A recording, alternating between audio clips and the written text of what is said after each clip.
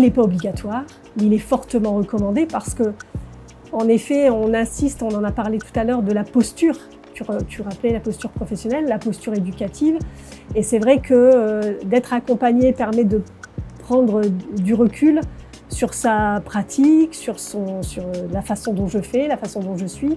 Et donc, voilà, l'accompagnement au regard des attendus du jury, hein, qui, encore une fois...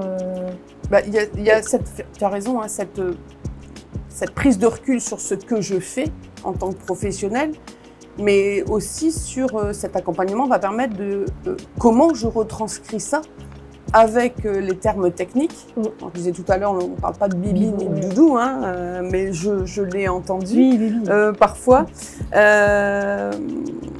On se positionne bien en tant que professionnel et vraiment cet accompagnement, il va permettre ça.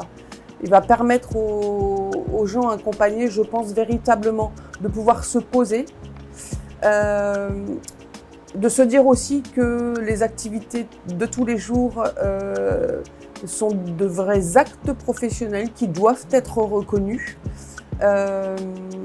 qui peuvent avoir des conséquences, on ne va pas en parler là, mais voilà. Donc, le geste que l'on connaît, que l'on entend. Que l'on entend. Donc l'idée c'est de sécuriser tout ça. Et c'est aussi, donc cet accompagnement va permettre, je pense aussi, de restituer tout ça. Il suffit pas d'être conscient de ce que l'on fait. Et il faut pouvoir en fait finalement, j'allais dire, le prouver presque en tout cas à ces professionnels qui vont constituer le jury.